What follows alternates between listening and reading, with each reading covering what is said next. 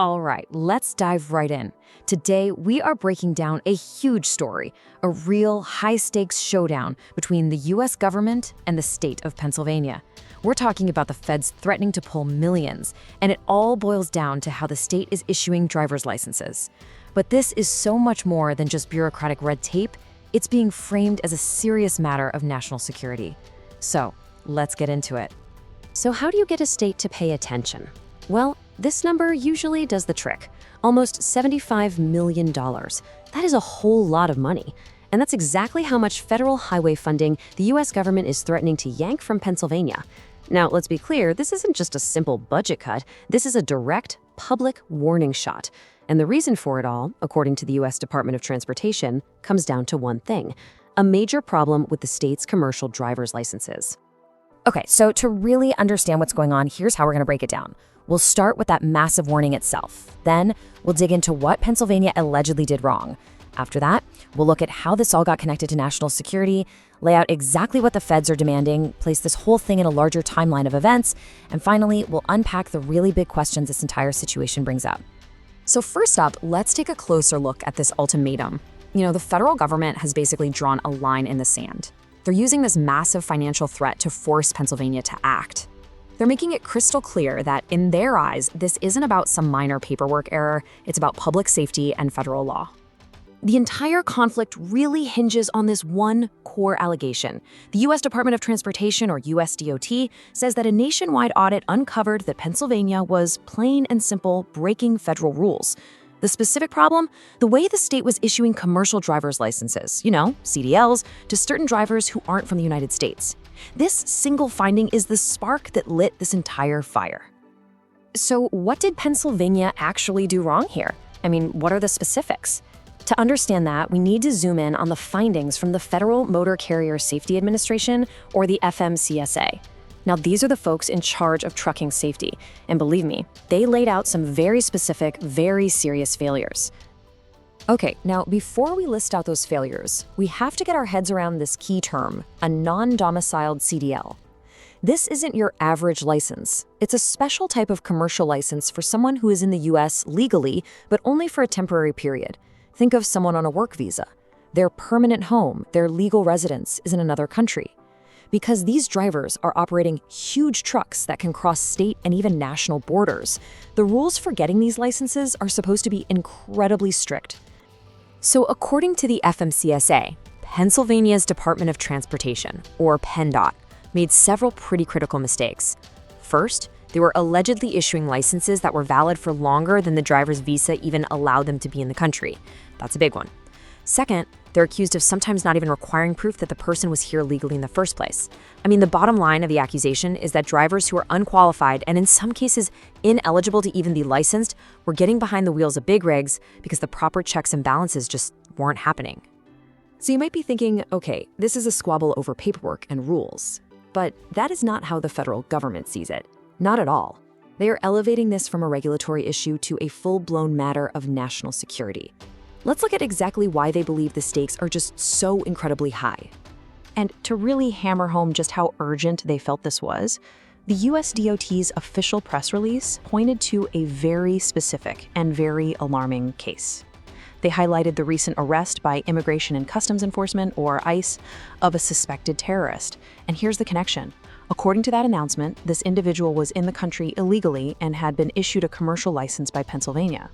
By using this example, they're completely reframing the problem from a simple procedural mistake to an active, dangerous threat. This quote from the transportation secretary at the time, wow, it really just crystallizes their entire position. The language is incredibly powerful. You can see how it directly links the licensing issue to border security and the administration's wider policies. It paints this picture of dangerous foreign drivers operating 40-ton vehicles. This tells you everything you need to know. They don't see this as a minor paperwork problem. They see it as a top-level security threat that needs to be shut down. This whole situation brings up a really tough question. Think about it. State agencies like the DMV, they have to be efficient. They've got to serve thousands of people every day. But at the same time, the federal government is demanding this intense level of security verification that can be really slow and complicated. So how do you balance that need for speed with the need for security? Is it even possible for a state agency to be both fast and completely foolproof? I'm genuinely curious what you all think. Drop their ideas about this dilemma down in the comments. All right, so we've established the problem, and we've seen the very high-stakes justification for taking action. So what's the solution? Well, the Department of Transportation didn't just point fingers. They delivered a very clear 3-step list of corrective actions that Pennsylvania absolutely must take if it wants to avoid losing that nearly $75 million. The feds laid out 3 very direct, non-negotiable demands. It's not a suggestion, it's an order. First, an immediate pause. Pennsylvania has to stop issuing these specific licenses right now, period. Second, a full audit. They have to go back through their records and find every single license that was issued improperly. And finally, number 3, the void. All of those non-compliant licenses have to be canceled, rescinded, and those drivers have to be taken off the road. Now, it's also really important to see that this action against Pennsylvania didn't just pop up out of nowhere. According to the official announcement, this is actually the final step, the culmination of a series of related federal actions that have been building up all year long. It creates a much, much larger picture. When you look at this timeline, you can see a really clear pattern of escalating focus. It starts pretty broadly back in March with an executive order about the English language. Then it narrows in May, targeting English proficiency for truck drivers specifically. By June, the nationwide audit is launched. In September, the rules get even tighter with an emergency action. You see? Each action builds on the last one, leading directly to this November showdown with Pennsylvania. It shows this was a methodical, increasing pressure campaign. So look, while all the headlines are focused on Pennsylvania and that $75 million, this story really cracks open a much larger conversation. This is about more than just one state's compliance issues. It really touches on some fundamental questions about governance, security, and the balance of power here in the United States. This whole situation is a perfect illustration of a classic tension in American government. It's like a tug of war. On one side, you have the federal government, and they're arguing that it's their constitutional duty to provide for national security. And that includes securing infrastructure and having a standardized, federally compliant system for vetting people who operate massive vehicles on interstate highways. But on the other side of the rope, you have the states, which have the traditional authority to issue driver's licenses and manage all the day-to-day administrative stuff. This case forces us to ask, where does one authority end and the other begin? And that really brings us to our final big question for you today.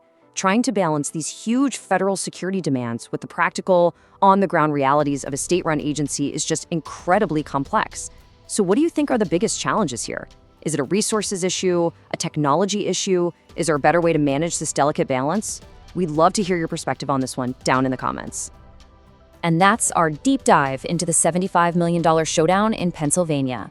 If you found this explainer helpful for getting a handle on these complex topics, it would be a huge help if you hit that like button and subscribe to our channel. If you were inspired with this video, please feel free to share this video as well. Thanks so much for watching.